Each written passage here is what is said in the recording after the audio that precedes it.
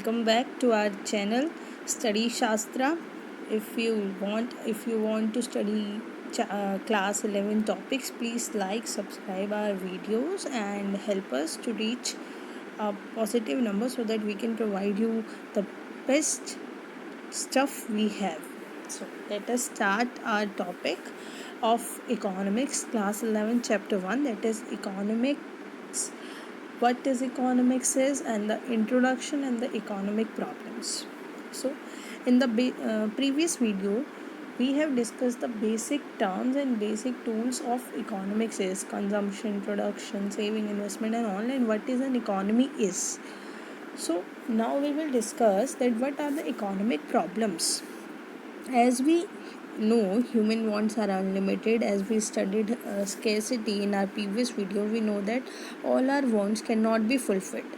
So in order to maximize that satisfaction, every consumer exercise choice as to which good should be consumed and in what quantity.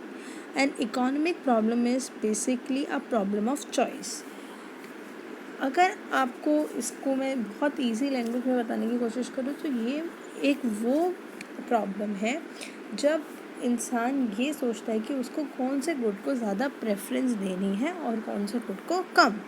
Economic problem is a problem of choice involving satisfaction of unlimited wants out of limited resources having alternative uses.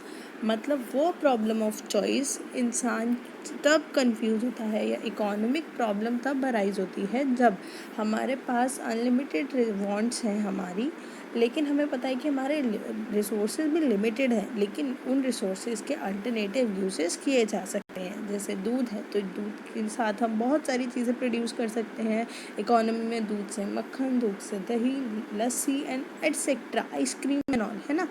सो ये है हमारी economic problem और इसको हमें alternative uses के साथ use करना चाहिए. बट इकोनॉमी में ये किस वजह से अराइज होती है, अब हम ये स्टडी करते हैं.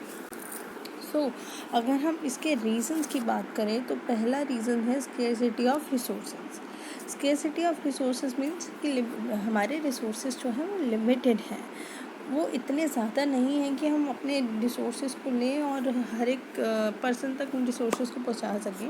और स्केर्सिटी जो है वो यूनिवर्सल है, ये हमने अपनी प्रीवियस वीडियो में भी पढ़ा था. Scarcity applies to all the individuals, organisation and countries. Scarcity सबके लिए होगी, एक इंडिविजुअल के लिए तो कोई कमी हो नहीं सकती इकोनॉमी में, क्योंकि economy as a whole work करती है.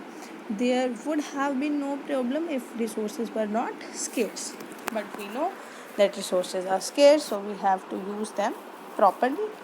Second problem or the reason arises is unlimited wants. As human wants are unlimited and never ending, so if they can be fully satisfied as soon as our want is satisfied, another want emerges. Basically human tendency ये कहती है कि अगर आपकी एक want है तो एक नहीं, वो वांट पूरी होगी तो आपकी दूसरी वांट भी आ जाएगी.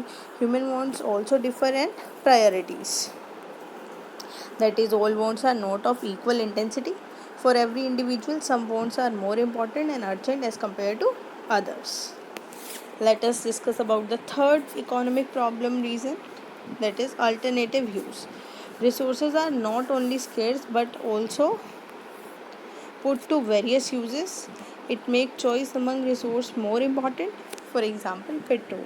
Petrol is not only used in vehicles but in machineries, generators, etc. As a result, economy has to make choice between the alternative use of given resources.